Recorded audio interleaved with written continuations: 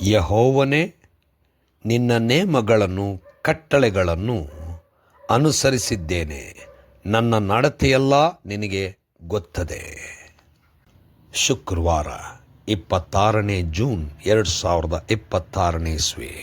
ಈ ದಿನದ ವಾಕ್ಯ ಧ್ಯಾನಕ್ಕಾಗಿ ನಾನು ಆರಿಸಿಕೊಂಡಂಥ ವೇದ ಭಾಗವು ಪೂರ್ವಕಾಲ ವೃತ್ತಾಂತ 2ನೇ ಭಾಗ 16ನೇ ಅಧ್ಯಾಯದ 7ನೇ ವಚನ.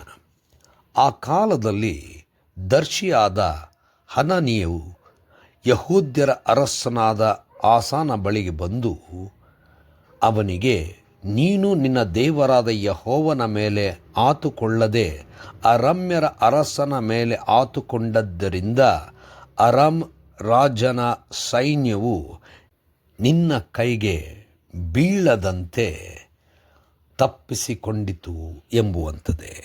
ಕರ್ತನಲ್ಲಿ ಪ್ರೀತಿಯುಳ್ಳ ದೇವಜನರೇ, ಶುಭೋದಯ. ದೇವರನ್ನು ಆತುಕೊಂಡಾಗ ಅಸಾಧ್ಯವಾದದ್ದನ್ನು ಸಾಧಿಸಬಹುದು. ಆತುಕೊಳ್ಳದೆ ಬೇರೊಬ್ಬರನ್ನು ಆತುಕೊಳ್ಳುವಾಗ ಸೋಲು ಅನುಭವಿಸಬೇಕಾಗಬಹುದು. ಕರ್ತನಲ್ಲಿ ಪ್ರಿಯರೇ, ಈ ವಾಕ್ಯ ಧ್ಯಾನ ಮಾಡೋಣ.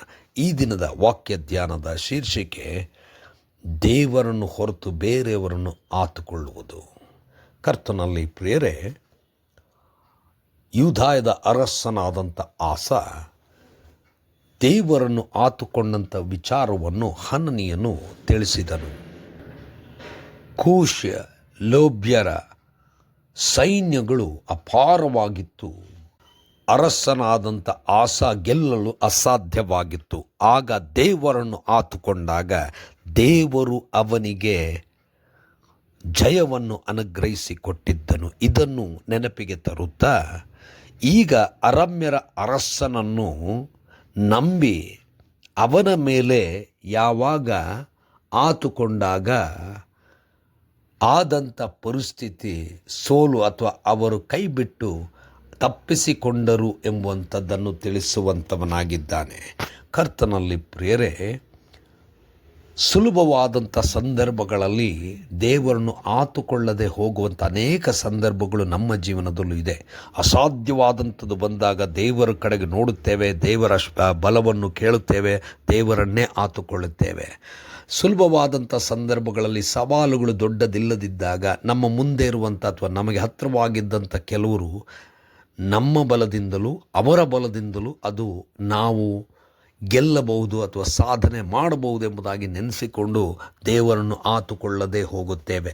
ಅಂಥ ಸಂದರ್ಭದಲ್ಲಿ ಖಂಡಿತವಾಗಿಯೂ ನಾವು ಸವಾಲು ದೊಡ್ಡದಾಗದೆ ಹೋದರೂ ನಾವು ದೇವರನ್ನು ಆತುಕೊಳ್ಳದೆ ಬೇರೊಬ್ಬರನ್ನು ಮತ್ತು ನಮ್ಮ ಬಲವನ್ನು ಆತುಕೊಂಡ ಕಾರಣ ಸೋಲುಗಳನ್ನು ಅನುಭವಿಸಬೇಕಾಗುತ್ತದೆ.